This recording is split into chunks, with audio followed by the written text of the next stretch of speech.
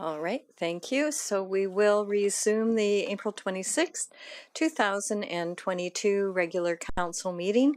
And the first item on the agenda is approval of the April 12th, 2022 regular council meeting minutes.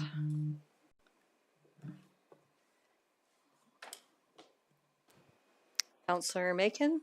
I'll make the motion that we approve the minutes from the Tuesday, April 12th, 2022 regular council meeting minutes as printed and circulated.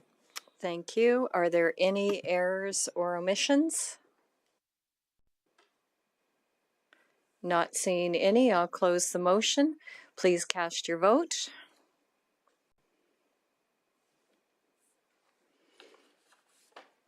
That is carried unanimously. Thank you very much. We have no delegations who have pre-registered. So we will go right on to presentation by our 2021 auditors, Robin Eason and Taylor Rollheiser. So if you'd like to join us up here. And it looks like we have Mr. Northey and Mr. Eamon as well. So welcome. And we have 15 minutes for your presentation.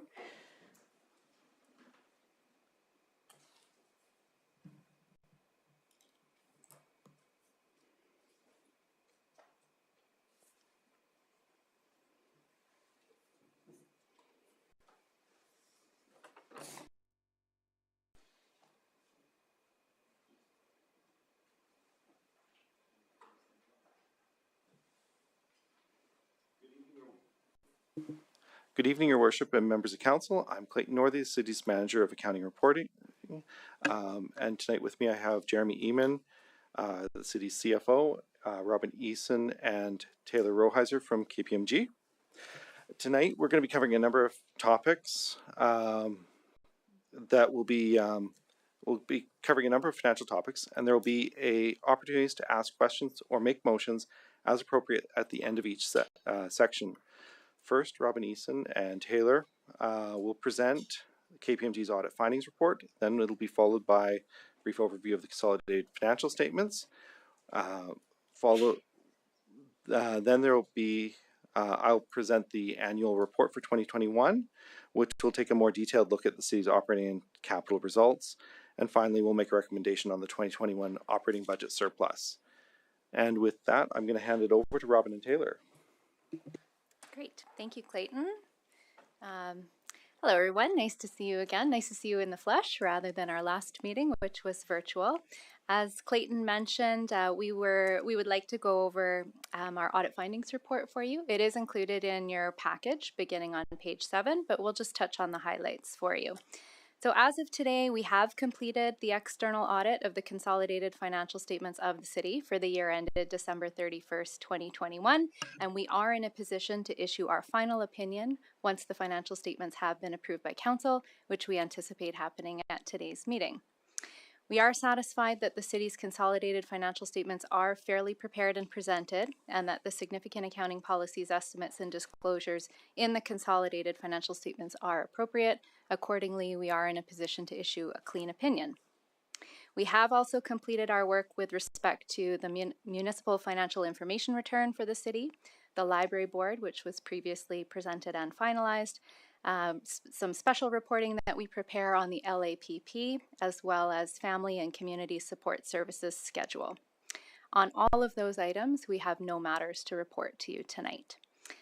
Taylor will give us a bit of a rundown of the specific work that was completed through the course of the audit. Thank you. So just as a reminder, I'll highlight a few of the items that were included in our audit plan, so where we spent our audit focus when we were working with the city team. We looked at the revenue recognition of amounts that are subject to external restrictions. We did work over the accuracy and the valuation of your contributed tangible capital assets that come to the city by way of development agreement. We spent time looking at your investments, making sure that they were recorded accurately and valued at the appropriate amounts at the end of the year. We looked into the existence and accuracy of your capital expenditures and ensured that they were reported or recorded in accordance with approved capital projects. We looked at the completeness and accuracy of your environmental obligations and other contingencies that the city has and made sure that those were accurately captured at the end of the year. We looked at your operating costs to ensure that they were complete and that they were appropriately supported and that your accounts payable and accrued liabilities were complete at the end of the year. We spent some time looking at your property tax assessment, so looking at the assessed value as well as the levies that were approved by council to make sure that your property tax revenue was appropriately recorded. And lastly, we looked at completeness and accuracy of salaries and benefits that were paid throughout the year, as well as the salaries and benefits that are presented in your financial statement notes. Lastly, we spent some time addressing the risk of management override of controls. We're required to address that risk in all of our audits. And we're satisfied that our audit work appropriately addressed all of these audit areas of focus, as well as that one audit risk. We're happy to report that we didn't have any audit adjustments, so no change to the numbers that were provided by the city team, so happy to report that. We worked with the team on some minor disclosure suggestions and looking at the financial reporting, and all of our suggestions have been incorporated into the financial statements that are here before you. As part of our audit, we're also required to look at internal controls specifically over financial reporting. And we did that, and we don't have any control deficiencies or matters to bring to your attention. We did identify one item that's included in our findings report, and that relates to asset retirement obligations. That's a new accounting standard that the city will be required to comply with for your 2023 year end. So the city's draft consolidated financial statements that you have do include our draft independent auditors report that we will be prepared to sign, assuming the financial statements are approved here tonight. We're very appreciative of our opportunity to work with the city and are happy to answer any questions that you may have. Thank you. Great. Thank you very much for your presentation. So I'll open it up to council for questions of the auditors. Councillor Kelly. Thank you. Good evening, ladies. Referencing page 8 of your report, you talk about the significant findings and the one issue with, I think, transferring into capital assets to 101st Street construction this year. My question isn't related directly to 101st Street, but what is our policy on recognition of capital assets? Substantially complete, put in use? How do we want to do it? Through your worship, we generally capitalize assets that we're constructing when they achieve construction completion, when we issue the construction completion certificate, and that's essentially at substantial completion of the asset. In this case, there was a bit of a decoupling between those those timelines, but that's a bit of a unique scenario. May I continue? You can have another question. Yeah, please. I just want to bring to everybody's attention, or certainly for the public record, the auditor's comment on page 13, and let me get to it, where they're suggesting that perhaps our city should apply to see if our reporting meets up to the standards of some organization and would be worthy of a reward, or a award, I guess I should say. I would strongly encourage us to do that. I think we have excellent reporting, and I think we should enter something like that and compare ourselves to our peers and see how we do. So I appreciate the comment and thank you. What else? Page 32, if I can jump ahead that far. This is all of your report, so I'm looking at the page at the, I guess at the top now. There's the signatories for the management rep letter, at least that's what I used to call it. And I think we have, if I'm trusting my memory correctly, Mr. Dance and Ms. Moulter signing. I'm wondering why it would not be our city manager and financial person.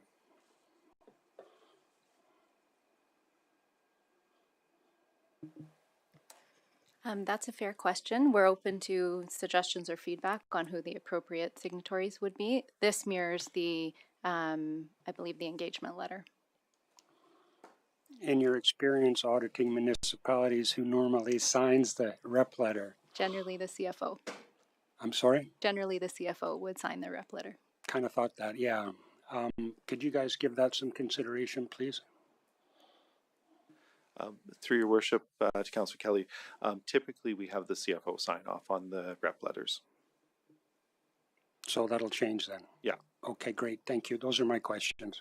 Okay, thank you. Councillor Abatoye, questions? Thank you for your presentation, ladies. My first question has been asked already, but my second question is, considering it was different auditors that looked at our books last year, and I'm just wondering, are there any outstanding issues from that audit that hasn't been dealt with? Thank you for the question. The answer is no. There are no outstanding items that have not been dealt with. We did review the prior auditor's file and took into consideration any of their findings. We did revisit some of the observations that they'd made in prior years and considered whether or not they were still relevant. And from that, we had no carry forward items to report on. Thank you. And just a second question, and just more of a general question. Is there anything that we should be doing as a municipality to improve our financial integrity, our financial health? Would you like to address that? Okay, I can speak to that. I hesitate just because that's a very broad question. Yes, I said it was going to be a general question. Right. From what we observed throughout the course of the audit, we have no additional recommendations over and above what we've already included in our report.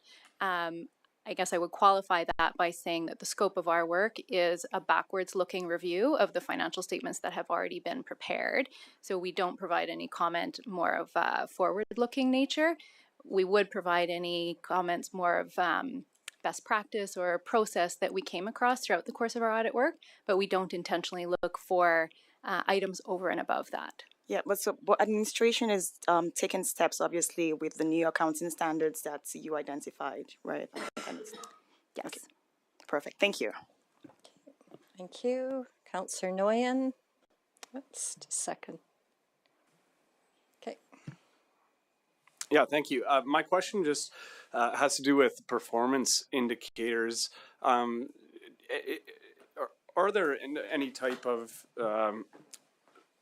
I guess indicators is probably the best word that a municipality of our size should be looking at in terms of what our service levels and receiving the most value for our money, I guess? It's a general question as well, nothing specific relating to this audit, but maybe forward looking on this topic. Sure, I'm happy to comment on that. Again, I hesitate just because it is a broad question and I don't want to overstep from our role of reviewing the financial statements. In terms of key performance indicators, common ones that we see other municipalities monitoring would be reserve levels relative to their other metrics, so revenue per year or other asset base. The other metric that is monitored quite carefully just across the sector is your debt level. So in comparison to the debt limit, your debt relative to other comparably sized municipalities. So that's an area that's always sort of top of the list. In terms of service levels, there's a wide array of indicators there, and I think I would be hesitant to comment on those specifically. But if that's a question that maybe we could discuss in another format, but there certainly are lots of other measures in terms of service level that other municipalities do consider. Okay, yeah, thank you. And then maybe a follow-up to that, for municipalities of our size and being municipal auditors, do you have a metric for perhaps what different types of reserve funds should look like year to year based on the goals the goals of the municipality? I know that's quite a broad question as well, but just so we can kind of gauge the overall health of our municipality and compared to other ones of our size, right? I'm not sure if there's maybe some kind of a working document that you have that reflects cities under 50,000 or something. Nothing nothing that I could confidently speak to. I mean, anecdotally, we see kind of a wide range, and we'd be happy to share some of that information. But again, I would hesitate. It seems like I'm wishy-washy, but that is definitely outside of the scope of just the financial statement audit. So happy to discuss that or provide more details, but that would be something I think we'd want to have a little more time to look into and really give you a well-rounded response. Of course, yeah, that's a good answer. Yeah, thanks. Okay, thank you. Councillor Kelly, you have an additional question? Yes, thank you. I'd like to just talk a little bit about asset retirement obligations. You reference in there legally required retirement activities. Can you help me understand what a legally required retirement activity might be? Yes, certainly. I would like to talk about that for sure.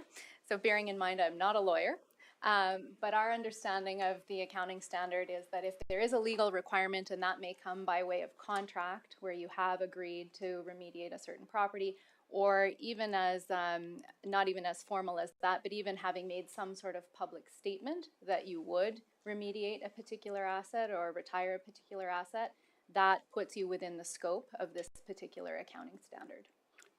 Okay, further questions, and thank you. Assets always at some point in time get retired. So let's use City Hall as an example. It's a rather large building with hopefully a long life ahead of it, but would the retirement obligation, i.e. the demolition and the disposal of and the remediation of the land, fall under this requirement? Yes, it would. So then essentially any structure that the city owns would fall under this requirement. Exactly, yes. I see universal nodding of heads. Holy cow. Okay. More work. Thank you. Okay, thank you. That appears to be all of the questions on that one. So thank you for your presentation, Robin. And we'll go on to business arising from the presentation. Now, Mr. Northey, do you require our two presenters to be with you? So I believe you can take your leave. You can sit and watch if you like, or you are welcome to leave. We won't hold you hostage.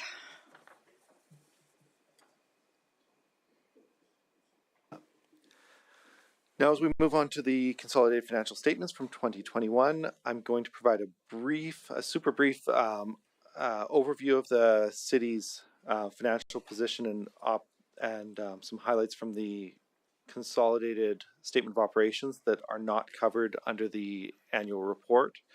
The city's consolidated financial statements include the financial position and operating results of the city and the Fort Saskatchewan Library Board, which is controlled by the city.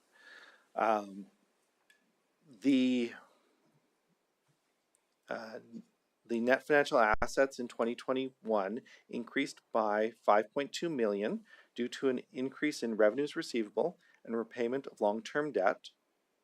Overall, receivables were higher primarily due to the 2021 MSI capital allocation being receivable at December 31st and not being received till early in the new year.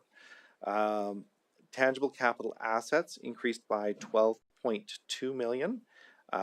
In 2021, the city invested $20.8 million into tangible capital assets and received $7.9 million in contributed roadways, trails, and underground infrastructure from newly developed subdivisions.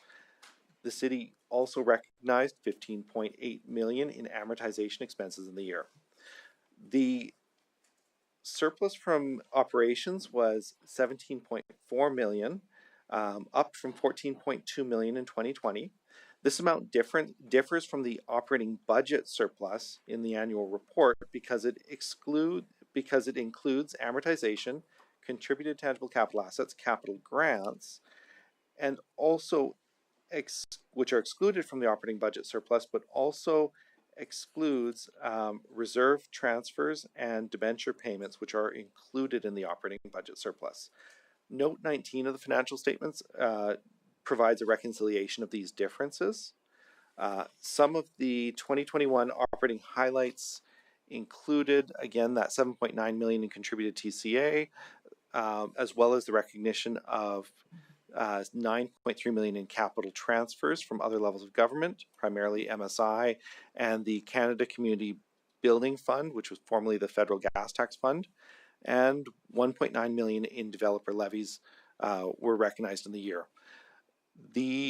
I will spend more time going over the rest of the operating results when we get to the annual report, but feel free to ask any questions on that.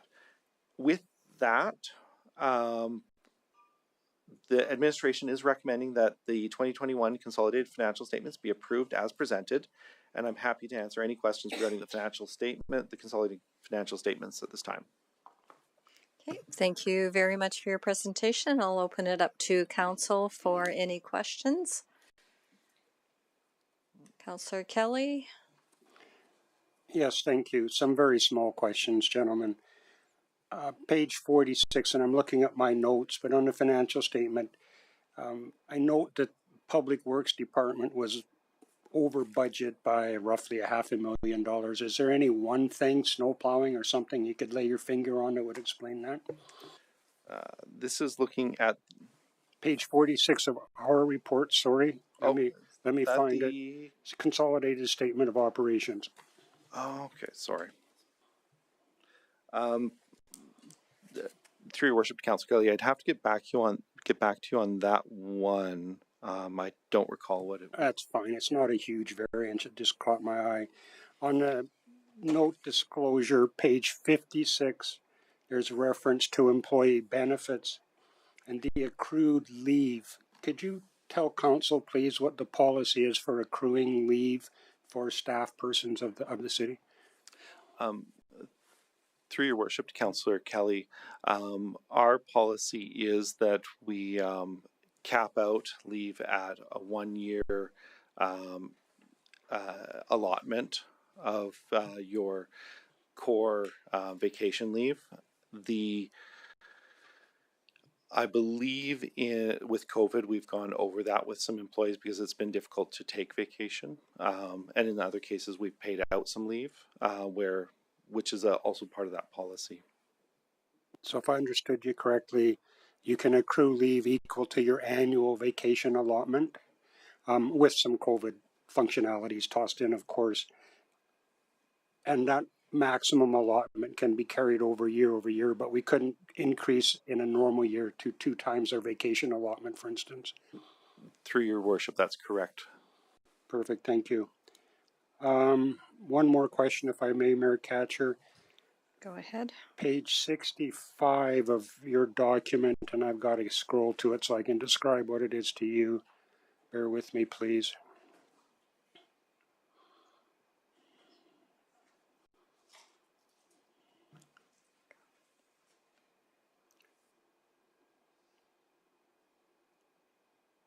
Yes, it talks about the reconciles the surplus from operations to the operating budget. You referenced that note, it's note 19.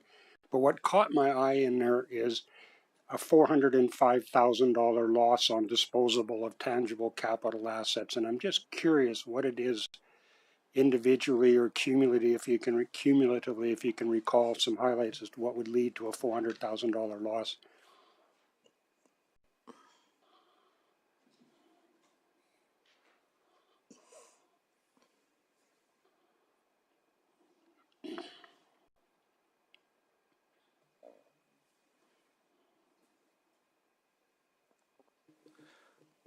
Sorry, through your worship, Councillor Kelly, I believe that was some machinery and equipment that was disposed of during the year. I would have to come back to Council. I'd have to get back to you to get the specific details on it. That's fine, absolutely. But my follow-up question is going to be, is our amortization policy sufficient? So maybe just touch on that in your response, and I'd appreciate it, please. Through your worship, Councillor Kelly, we updated the TCA policy, I believe in 2020, if I'm going off memory, to address the fact that there was some gaps between our amortization of the assets and the actual useful life. We are continuing work to get a better handle on making sure that the accounting useful life reflects the actual real world useful life in an ongoing basis. And that's also part of the asset management program that we're looking at, is trying to link those two up. Perfect, thank you. Okay, thank you. Councillor Abatoye. Thank you for your presentation. I'm not sure whether to ask this question now or at the next one, but they kind of, it's just a little discrepancy I noticed with the operating budget surplus. So on the financial statements, we have 2.737 million, but on the annual report, it is 2.714. It is very small, but I'm just wondering why the numbers are different. Through your worship, Councillor Abatoya, that difference just reflects the facts that the consolidated financial statements are consolidated with the library, and the annual report is on an unconsolidated basis. Okay, and great. historically has been. All right, awesome. Thank you. That was all my questions. Okay, thank you. That appears to be all of the questions. So if somebody would like to put on a motion, I'll entertain one. Councillor Blizzard. Sure. Sure, I'll make a motion that council approve consolidated financial statements as presented. Thank you. Would you like to speak in favor of your motion? They all look good. I guess we have to do this. Great. Thank you very much. The motion is open for discussion and debate.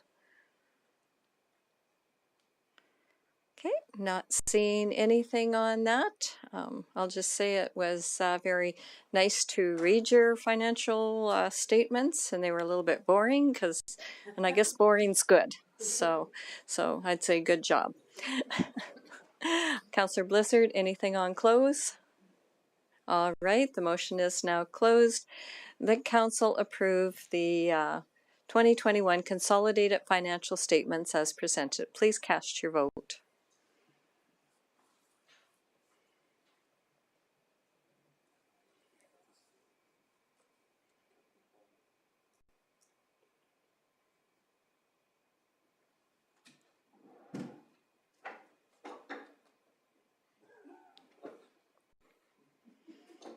All right, that's carried unanimously. Thank you very much. You may continue with 6.2. I will now go through the annual management and financial report. This report is presented on an unconsolidated basis and really focuses on the city's operations, excluding the library. In 2021, the city continued to manage the impacts of COVID-19, the COVID-19 pandemic on the city's operations, its impact on residents and businesses. Despite the ongoing pandemic and public health restrictions, the city made significant progress on a number of key issues. Some of the operating highlights from 2021 include starting construction to redevelop and improve the waste transfer and recycling station to increase capacity and to streamline trips for users. The city made a number of enhancements to the city's outdoor spaces, including paving and new tree planting at West River's Edge, adding 2 new snowbanks in the year, adding pickleball and a pickleball court and volleyball courts. And we also had approved construction in 2022 for a new natural playground at Legacy Park in partnership with Shell Canada.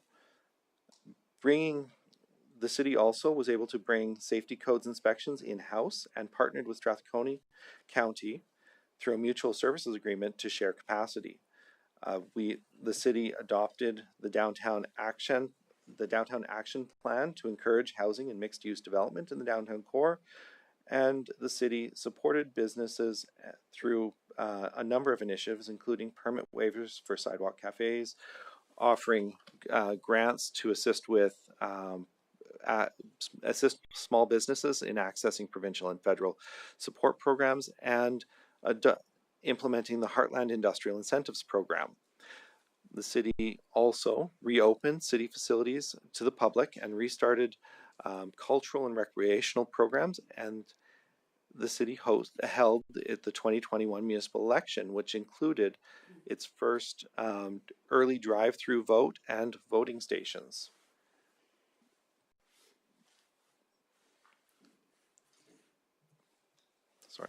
The city had an operating budget surplus of $2.7 million in 2021, including $2.3 million from general operations and $372,000 from utility operations. Operating revenue was $68,000 higher than budget. Operating transfers from other levels of government, investment income, and other revenue were higher than budget. However, this was partially offset by lower than budgeted tax revenue, as well as lower than expected utility revenue and user fees and charges.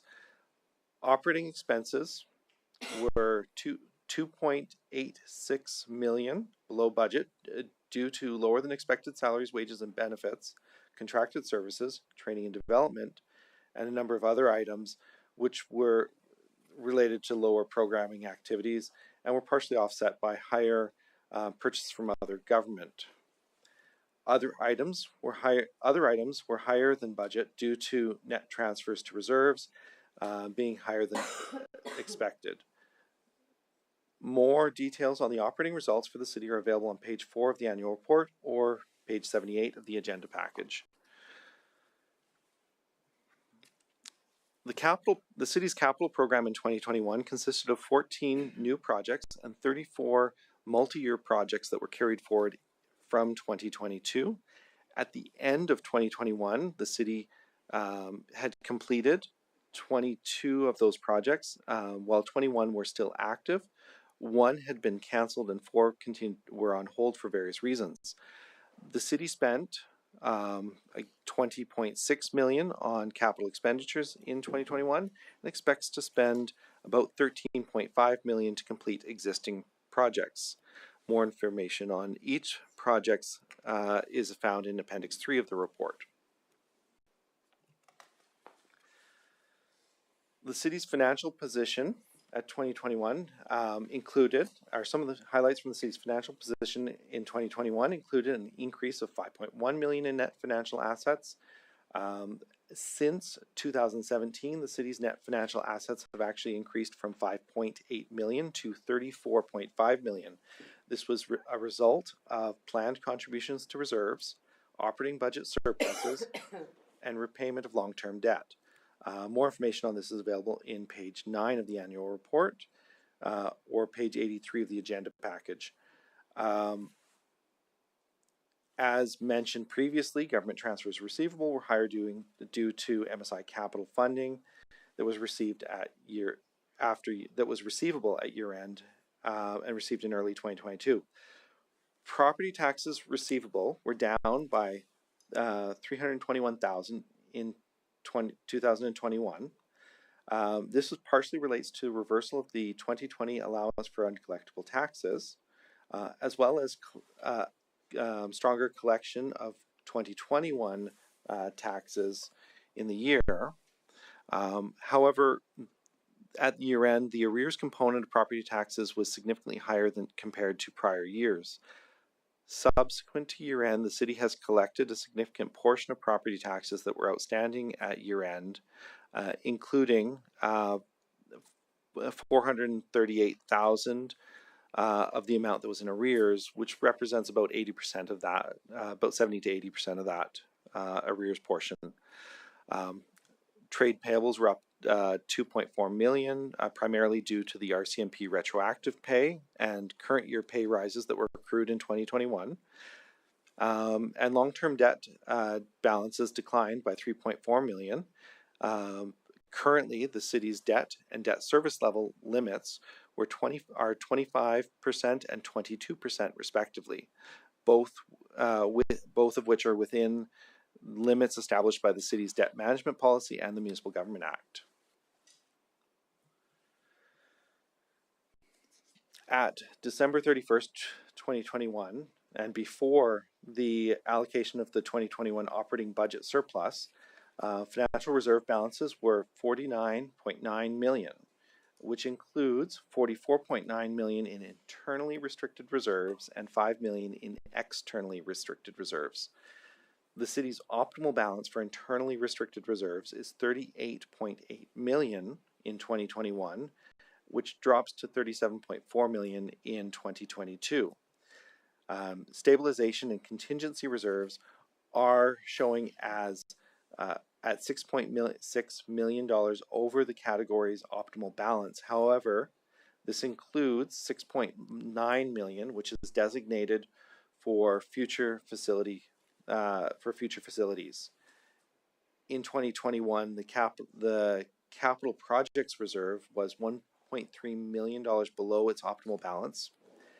However, this optimal balance drops, resulting in 2022 by 1.2 million, which leaves the optimal balance around 150,000 at the start of 2022. This reserve's optimal balance is actually established based using the 10-year capital plan, and so when changes happen to the capital plan, either through construction or through changes through budget deliberations, it affects the capital reserve. Similarly, the infrastructure lifecycle and maintenance replacement reserve was 2.2 million underfunded at year end. And again, this shortfall is reduced in 2022 due to changes in the optimal balance. More information on the facility's financial reserves is available in page 15 of the annual report or page 89 of the agenda package. This concludes the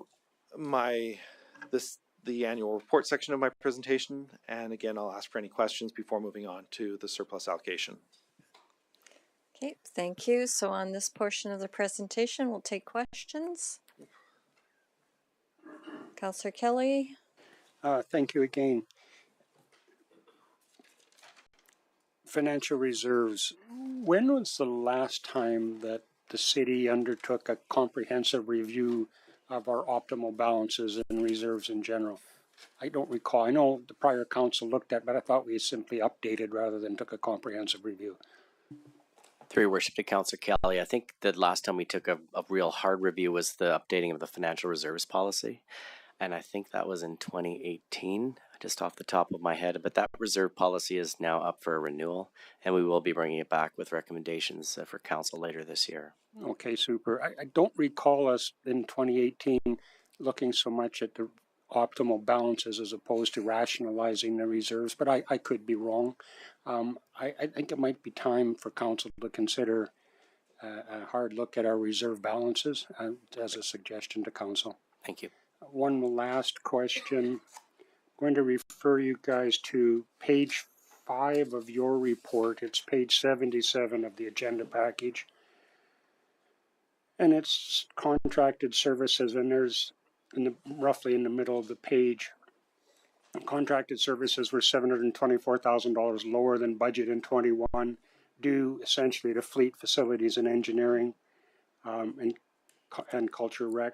And then if we go down a couple paragraphs to the right at the bottom of that page, it says net operating transfers were $229,000 above budget in 21 due to transfer to reserves for the monies that we know we're going to have to spend in the coming year. So is that a transfer to reserves? The $229,000, is that an internally like that? Has that transfer happened? Through your worship to Councillor Kelly, specifically with facilities, we have a council approved, I believe it's in the reserve policy, that any funds that aren't used for facility life cycle maintenance, so this is for major for shingle replacement, HVAC unit replacement, other major infrastructure within buildings, a large chunk of those are managed through an ongoing amount of money that council approves in the budget, and any shortfalls are carried over as a transfer to reserves into the next year.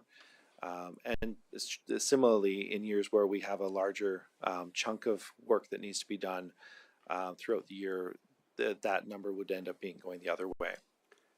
So just so I'm clear, the $229,000 won't form a part of the discussion I think we're about to have on what we do with our surplus and where it goes for reserves. This has already been committed as far as you're concerned? Through your worship to Councillor Kelly, those funds are committed to projects that that are ongoing, and I believe actually some of them are actually completed early in the year already. Okay, I'm just one last touching on this. Back to the contracted services were $724,000 lower than budget, and we've reserved for future use $229,000 of that. So that would tell me that approximately $500,000 of that 724 goes into operating surplus for the year, and we're not looking to spend it. Through your worship to Councillor Kelly, I believe the 221 is a net number of transfers to and from reserves being a shortfall. The transfer that was strictly related to fleet facilities and engineering would have been larger than that. However, not all of that 724 was actually reserve funded. Some of it was grant funded. I believe through a federal grant at the Shell Theatre, I believe, if I remember right. Okay, thank you. Thank you. I'm going to jump in next. I put myself down. And maybe you're going to cover this on the next one, but when I look at your presentation, you talk about financial reserves. Where do the utility reserves fit in? Are they one of the three blue ones down below? Through your worship, your worship. Yes, your worship. The utility reserve is part of the infrastructure lifecycle maintenance and replacement reserve. And that, if you refer to I believe it's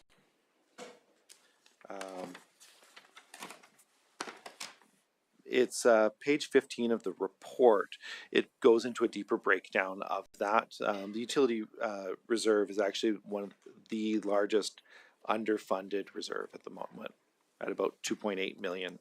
Okay, so my second question is, so when we come to the motion, because it talks about putting the majority part of this into the financial stabilization and contingency, so then do you break out the 372,000 that is in the reserve and surplus, and is that the portion that goes over, or how do you make your determination? Through your worship, and I will touch on this a little bit later, but sorry, the 372,000 that was a surplus in the utilities goes directly to the utilities portion of the infrastructure reserve, and that does not require a council motion. Okay, thank you. Councillor Nguyen? Yeah, thanks. I have two questions that have to do with the property tax revenue. So my first question hopefully gives me a better understanding of accounting and how it's reported and how it affects the books for property tax revenue if we have what I believe was 321,000 unpaid from 2021. That would have been, I think, right? Through your worship to Councillor Nguyen, the 321,000 was actually the reduction in the balance in the carrying balance in the year.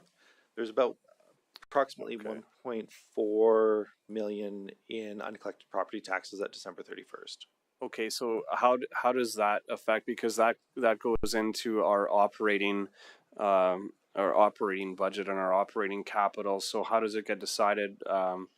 How the actual property tax revenue, if it is not fulfilled to 100% payment, what determines which funds that comes out of? Through your worship to Councillor Nguyen, property tax revenue is recognized essentially when council passes the property tax bylaw. Any shortfalls that happen as a result of non-collection, we would go through our collection processes, which maybe Mr. Eamon can provide more clarity on what that is. Yeah, through your worship to Councillor Nguyen, just to clarify your question, are you referring to the under property taxes being under budget for the year? Yeah, under budget. Okay. Yeah. And I think Mr. Northey touched on that, but I can speak to it. It relates to the grants in place of taxes, which the province of Alberta, in their budget, I think 2 years ago, decided to pay only 50% of what was actually levied for Crown properties. And so that variance there then basically represents the unpaid portion of those government taxes. Okay, I see. Yeah, that makes sense. Yeah, I think that completes my question. Thank you. Councillor Batoye. Thank you again for your presentation. Just going back to the conversation about reserves and optimal balance, and just looking at our 10-year capital plan, it has a value of over $267 million. And I look at our optimal balance for capital projects, and it's so low. And I mean, I agree that we should, fund the financial stabilization and contingency reserve, but why would this be so low compared to the others? Through your worship, to Councillor Abatoya, the optimal balance for both capital projects and infrastructure lifecycle and maintenance reserves are driven by a number of things. The capital projects reserve, for instance, takes the average of a 5-year average from the 10-year capital plan that for funding that's coming out of that particular reserve. Similarly, the infrastructure lifecycle and maintenance reserve traditionally has used that same formula, the 5 years of what it has, of its next, of what's expected to be spent. However, over the last number of years, I believe in the last update to that reserve, we changed the formula for a number of components of that reserve to be essentially an inflation related to an inflated version of the amortized cost of the asset, in short. And that's what we're transitioning we're doing ongoing work as we go through existing infrastructure to increase that number. There's certainly opportunities to change those formulas though, and we can look at that later in the year. Okay, thank you. Just using layman's terms, I'm not an accountant, so I don't understand what you mean by amortized version. Can you just explain that statement? Through your worship to Council Abatoya, just absolutely. What we use is the original cost of the asset. Now, for most, for some of our components of that reserve, we use the original cost of the asset inflated to using CPI inflation or another appropriate measure to inflate it to what we expect to spend in, say, 20 or 50 years, whenever we're going to replace it. And then we spread it out. Thank you. My second question, so you had mentioned that the utilities reserves is the most underfunded. And I do understand because we operate a utility model, we can't, we can only fund this reserve from the utility rates or whatever, from that can only be the source of funding for this reserve. But how do we increase or close this gap? Do we have to go back to the residents and charge them more? Because I don't see on any other way we can fund this reserve. Through your worship to Councillor Abatoya, I believe it was back in 2018 we started a program to increase the reserve transfers to that reserve to address that funding gap. Okay, perfect. Thank you. Okay, thank you. Councillor Harris. And I apologized, I turned your mic off by mistake. This just grabs everything. Councillor Harris, go ahead. We're apologizing to him. And well, she should. I have a question on the capital projects report on page 24, project 18036, Point of Pins Road enhancement. It shows it's complete, but it shows it's got an under expenditure of $124,000. I presume that there is still work to complete on that. There looks to me like there's fencing improvements at the bottom of the hill. There should be some tree planting, possibly benches, garbage cans, and that sort of stuff. Is that still in the works, and what other work is left to be complete on that road? Through your worship, this actually reflects back to Councillor Kelly's question earlier in the meeting. We capitalize and we consider an asset substantively complete when the road's reopened, and in that case it has been. And then you have quite often you'll have landscaping work or other additional bits. Even they'll do a second lift of asphalt after a year, and those are all captured in that leftover cost. Okay. That I understand. Okay, Miss Janelle Smith Duguid, if you'd like to continue the answer. So, Your Worship, just to add on to what Mr. Northerly was saying, yes, that project is scheduled to complete the deficiencies this spring.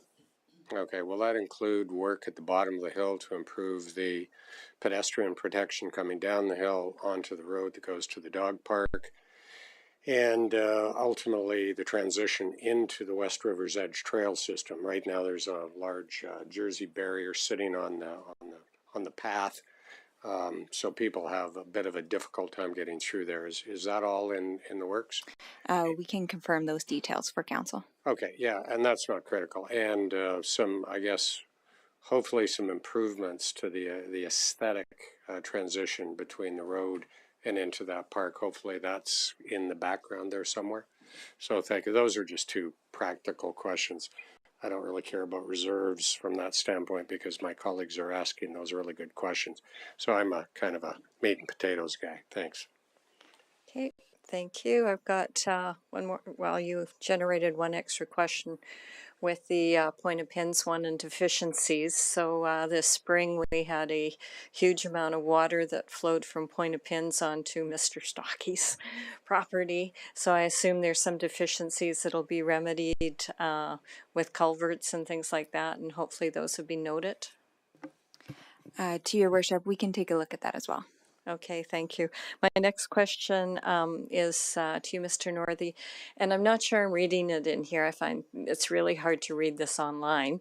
But so my question is, somewhere within this report, and I didn't see it, what about non-collection of anything? So if a property owner owes the city money, whether they haven't paid their utility bill or they have an outstanding amount or there's something that they owe to the city, where is it captured in here, and how long before we actually do something with it to be able to try and garner those monies?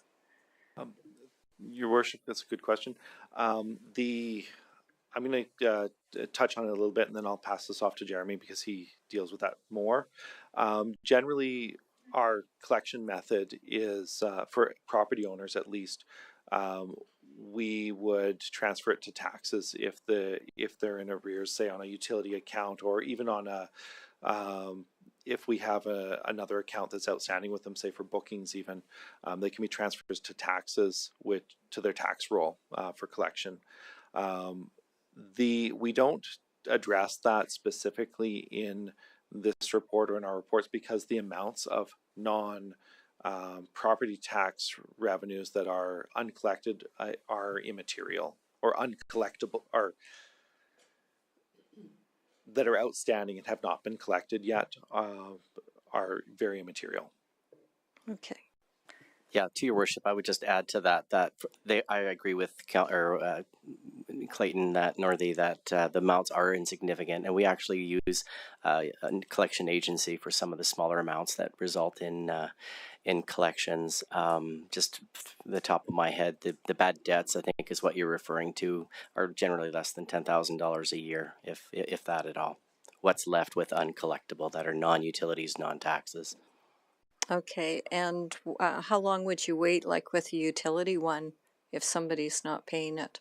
To Your Worship, for the utilities, we generally wait 2 periods. We try to contact the utility customer, and if that doesn't result in we also go through the process of disconnection if that's an option as well. And if nothing comes to it, then the last resort basically is a transfer to the tax roll. Okay, all right, thank you. Okay, so I'm not seeing any other questions on this. You have a next portion of this? Through Your Worship, yes, I do. We'll get to the last bit here.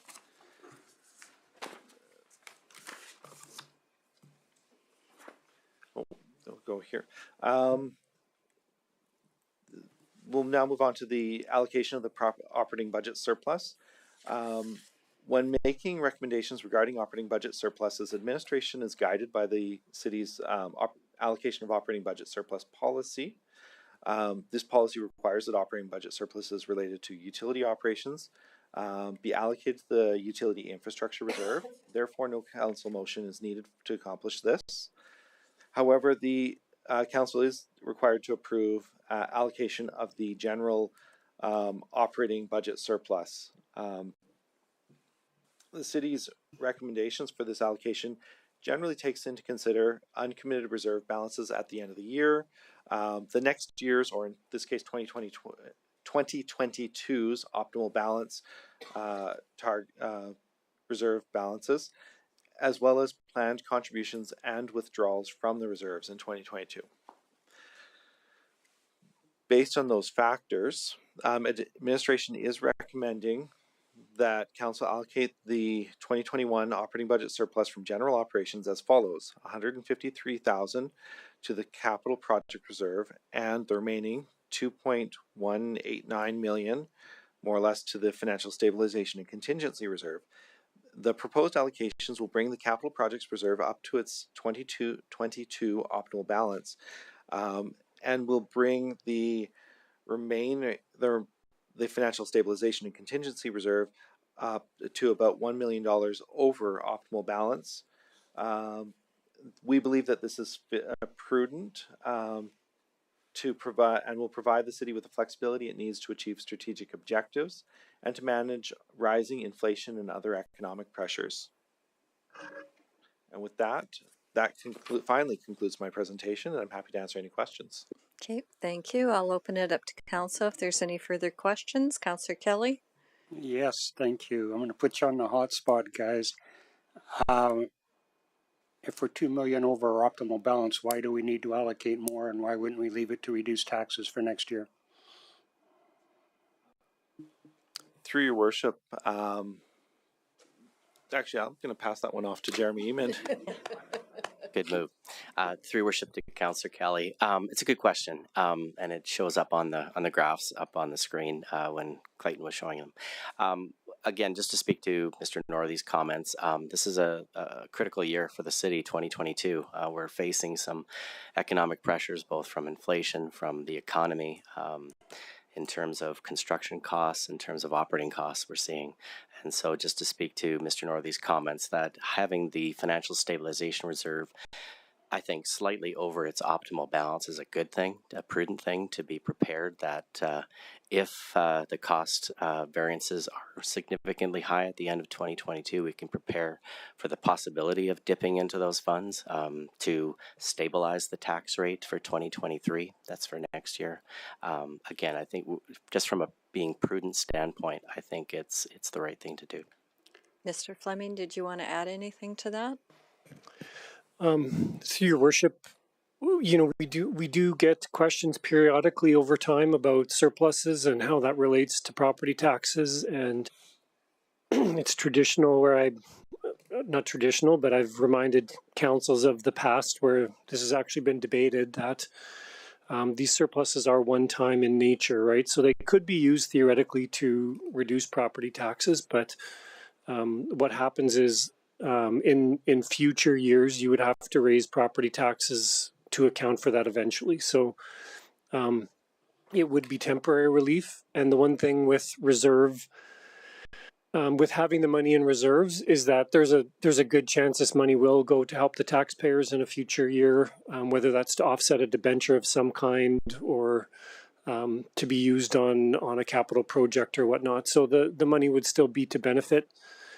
The other thing we had in mind with this is that we will be over the current optimum balance, but we are going to be coming to council talking about if, you know, what these optimal balances should be. We are also coming to talk to council in the next few months about the potential to set up incentive fund for the downtown. And council may want to use some of these funds for that incentive, that seed funding. So there's a few things that are coming our way with respect to this funding that council may or may not want to discuss. And thank you to all of you. I appreciate your answers. From my perspective, it becomes difficult at times to explain why to our citizens why we would be over our optimal budget and consider it only a temporary thing. We could adjust And I appreciate Mr. Fleming's comments, by the way. I think we've got ways to allocate and spend the money, but 2 million over the optimal is a significant number in most people's minds and eyes, and we should have a ready explanation as to why we're there and if we and what we plan on doing with the funds when we get there. And it might be that our optimal balance is too low too. I don't know. But we should have a ready explanation as to why we need to be $2 million over our optimal calculation. And it's an observation. I appreciate your answers. Thank you all. Okay, and we're still in questions, but if there's no further questions, I'll take a motion and then we can get into debate and comments. So if somebody would like to put a motion on.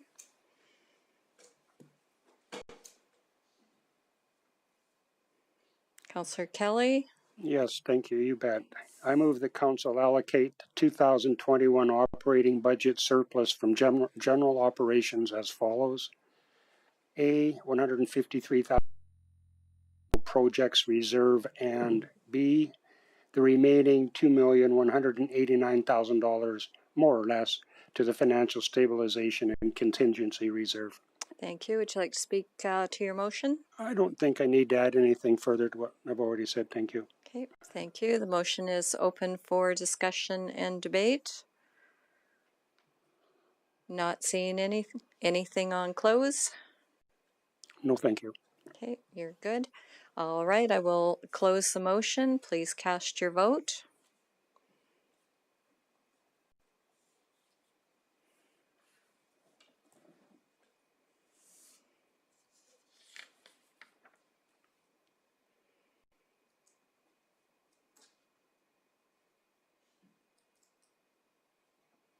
That is carried unanimously. Thank you. So if everybody's good, we'll go on to new business. So this is the Clayton and Jeremy show tonight. So go ahead.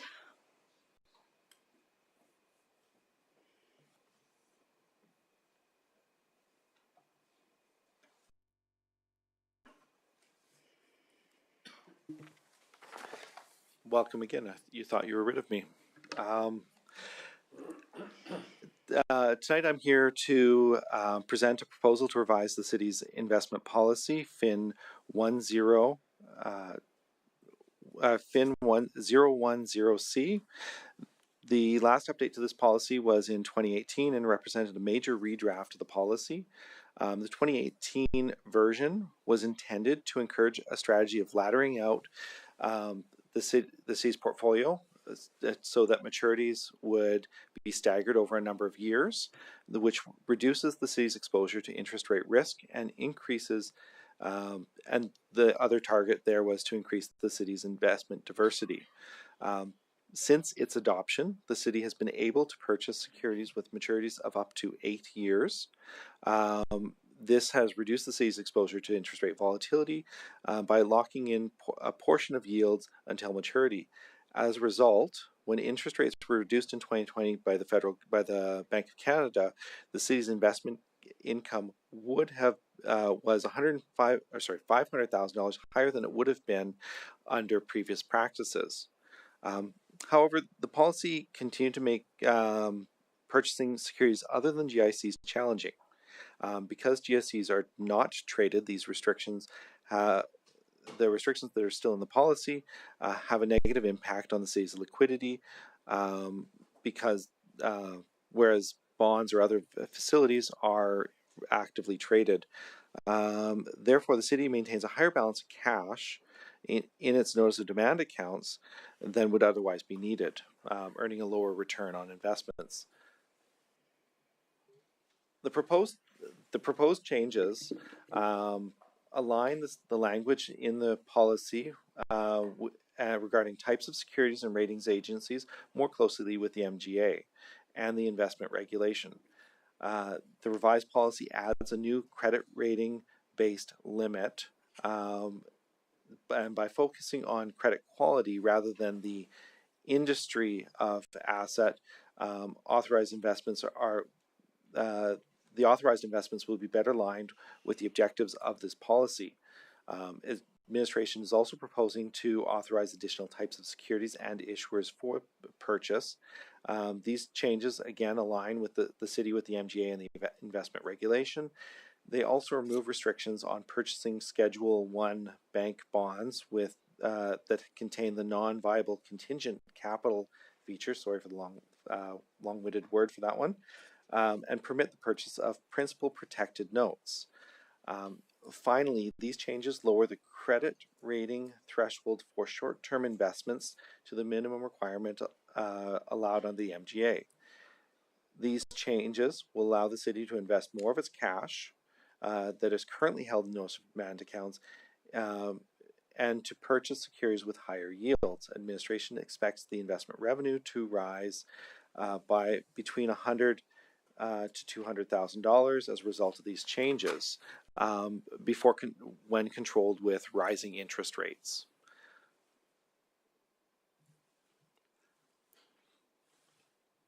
Appendix D to this report included an overview of some of the changes to the city's risk exposure as a result of the proposed change of these proposed revisions.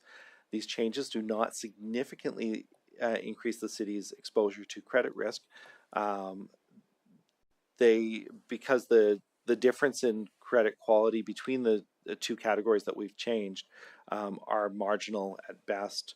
The changes will make the portfolio more liquid, reducing exposure to liquidity risk, and by permitting the purchase of principal protected notes, the city is exposed to a slightly higher market risk related specifically to changes in pricing of some underlying securities with that. We believe that this increased risk is considered manageable and justified by higher yields offered by principal protected notes. Finally, there are no changes to the controls that manage fraud risk within this policy. Administration is recommending that Council adopt the revised investment policy FIN 010C, and this concludes my presentation on that, and I'm happy to answer any questions. Okay, thank you very much for the presentation, Clayton. I'll open it up to questions of Council. Councillor Kelly. Yes, thank you. I read it. I'm not sure I understand all of it. In fact, I'll tell you I don't understand much of it. But I have a general question, and I thank you for your work too, by the way. We are in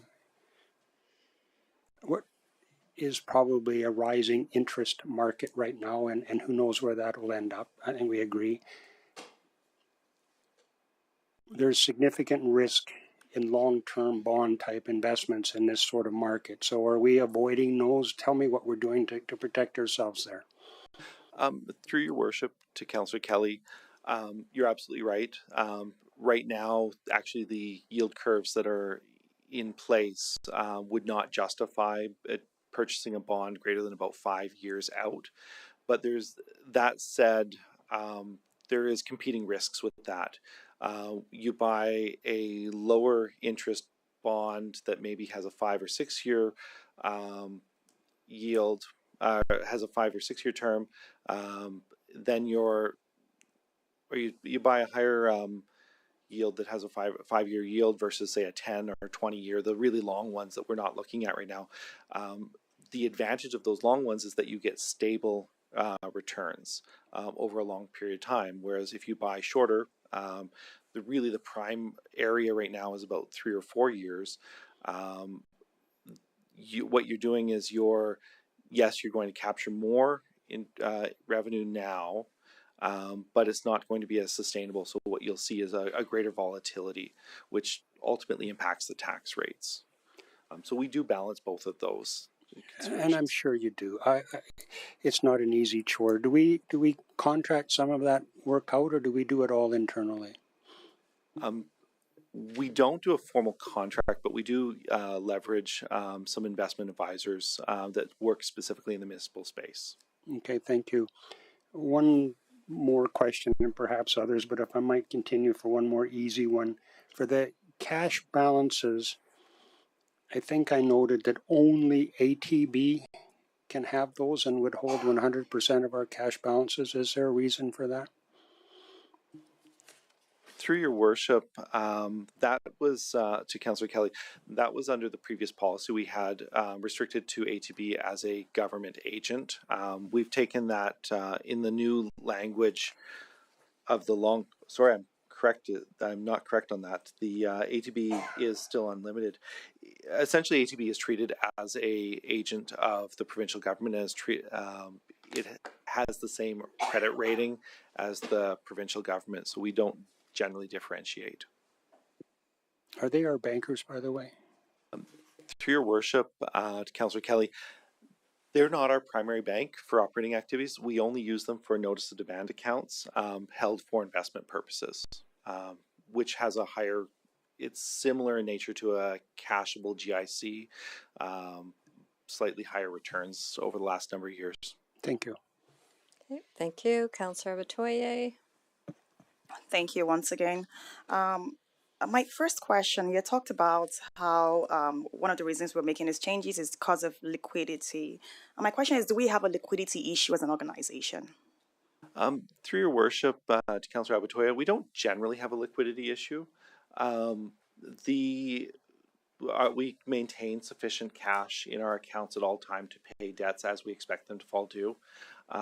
Where that becomes an issue is that when we have large long-term capital projects, generally what we do is we maintain committed reserves, committed funds in reserve that are committed or expected to be used over the next year or two in our short-term portfolio, whereas we keep funds that are uncommitted. When you look at the reserve balance, is a really good proxy for this.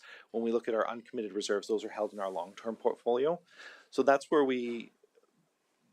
because we maintain those cash balances, what we believe we can do is move some of those committed amounts that we don't expect to use in the very short term into the long-term portfolio based on the churn. But in order to do that, then we would need to have a little bit more liquidity.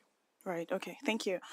So the short-term credit ratings, it seems like we're increasing our exposure, our risk tolerance by changing the ratings that's going to be acceptable. But I see that it's still within the MGA's minimum requirements.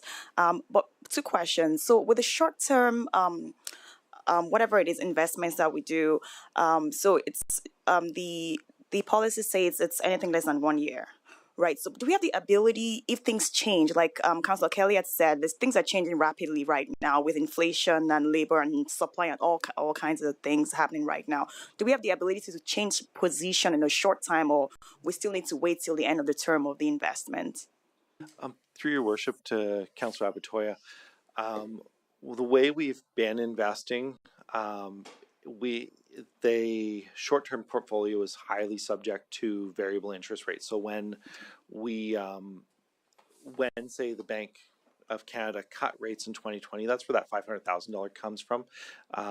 All of the money that we kept in our short-term portfolio dropped its rate by 1.5%, and similarly over the last few months, it's gone up by 0.75%, I believe. So it's very volatile, and we would, depending on what type of asset you purchased, if it was a cashable GIC with say a 90-day cashable GIC, it would lock in that return on investment or that interest rate that you're collecting at that point in time. So you wouldn't want to have all of your funds in that, but you want to balance part of it is balancing that risk exposure for the risk that interest rates could go up versus down. So I guess the short answer is it depends on what kind of investment, right? So we have the ability to change depending on what type of investment. Thank you. So just my last question. So I'm just not very clear. So what percentage of our investments are we going to be investing in this little more riskier type of investment that we're going to be exposing ourselves to? Through your worship, I believe you're referring to the principal protected notes. Yes. We did put a portfolio limit of 40%. Of our total investments?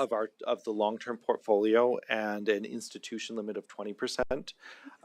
Just to give you some example, the institutions that put this type of investment out there are really only your big five banks. Okay. So the risk is fairly low. We also look at it from the perspective of, I believe it's something like 90% of those investments mature within 3 to 4 years. Okay. All right. Thank you. Thank you. Councillor Nguyen, you had yours on. Did you get your question answered? Okay, thank you. I do have one question before I go to you, Councillor Kelly. On your report that you talk about additional authorized securities and issuers, you talk about the fact that you're trying to get in alignment with the Municipal Government Act. Is it a requirement to be in alignment with them? Because it talks in here about the territorial governments, municipal schools, but then your additional comment is, but excludes defunct entities such as hospital districts and health regions. So A, are we required to put that in there? And B, part of the question is, would you ever do securities with those ones? Through your worship, actually, your worship is a good question. We are not required to be in alignment with the MGA. In the previous iteration, we actually intentionally went a level above as we to a higher degree of conservatism than what the MGA requires. In this case, we're bringing that back. Specifically when looking at municipalities, school boards, and I believe it's other agencies. Traditionally, we don't see those types of bonds or other securities being issued in Alberta. However, that may be changing with changes to the Alberta Capital Financing Authority being removed. But basically the borrowing tool that we use and the changes that the Alberta government has done to borrowing.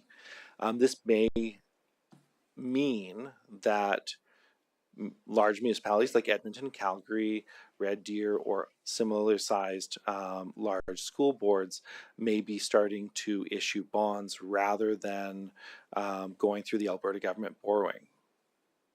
Okay, part B of my question, would you ever consider that? And if you did, what would be who would be the decision-making body on choosing those for specifically around risk? Through your worship, your worship, we would apply the same metric that we would use to any other agency, any other issuer. So we would look at their credit rating. They would have to be rated by a credit ratings agency, and they would have to meet the same credit rating criteria and very, very high credit rating criteria that's allowed under the MGA before we could consider them. But in terms of who would make those decisions, typically those decisions are made by really Jeremy and myself, to be honest, in consultation with a number of others. We meet on a monthly basis on all investment opportunities. Okay, thank you. Councillor Kelly, you're next. Thank you. This might touch on some of the discussion that you just had with other questions, but in a rising rate environment, our biggest risk is a long-term investment. If we have to cash it out early, if we hold it to maturity. Now, if we hold it to maturity, there's an opportunity cost for a long-term investment. So our biggest risk, regardless, is a long-term investment. What's the longest term that we currently own or buy to? Through your worship, currently it's less. I think that the longest term that we have purchased was 8 years. I believe it's now at maybe 6. That is still the longest investment that we have outstanding. We again look at both the long-term risk of rates going up and down on that, though. Okay, and one comment that you made caught my attention. I think it was in response to Mayor Catcher's questions.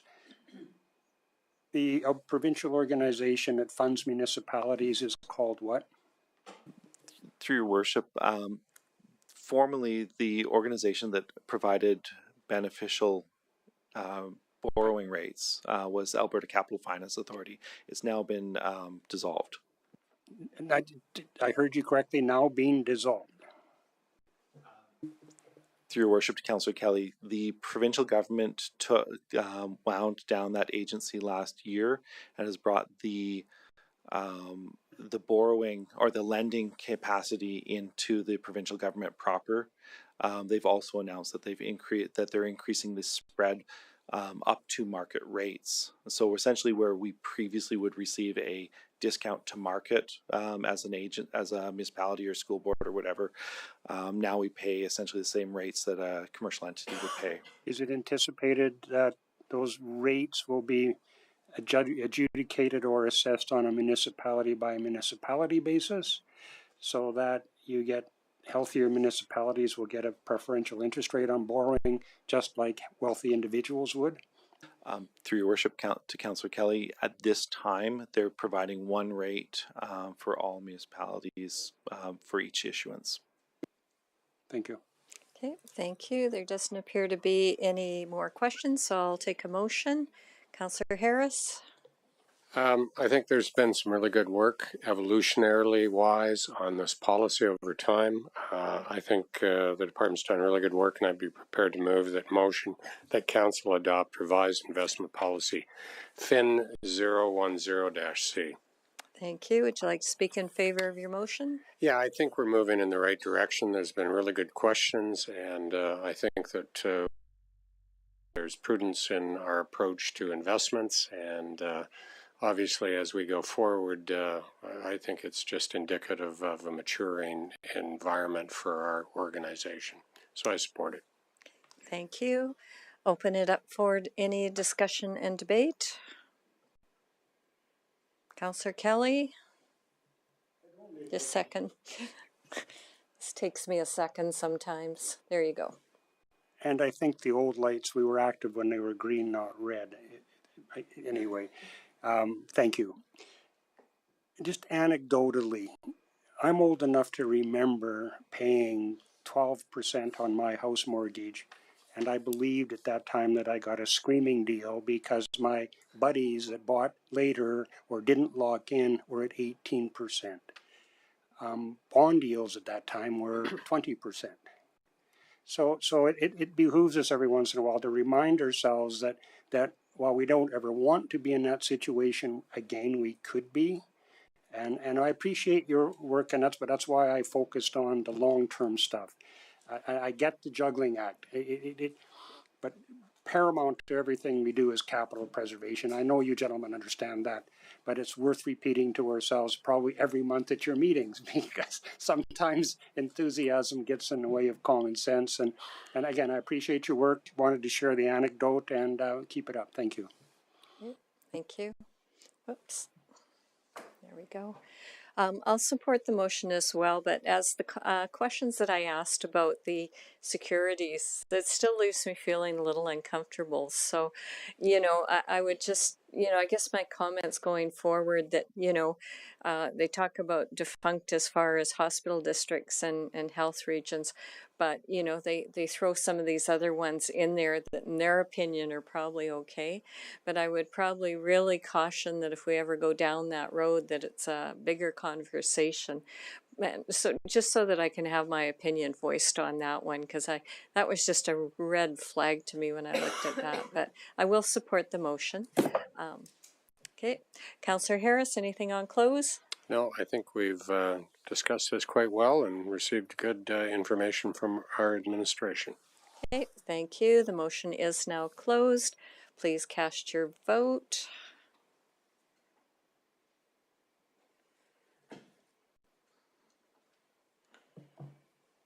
That is approved unanimously. Thank you very much.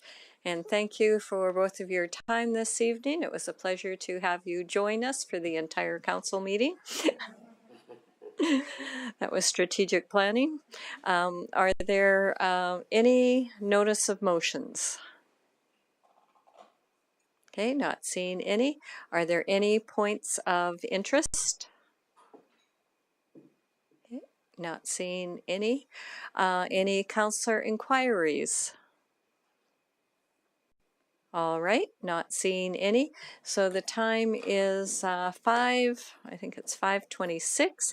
So with that, we do stand adjourned, and thank you everyone. Have a good rest of your evening, and you will be able to get home in time to cook supper for your spouses. Thank you.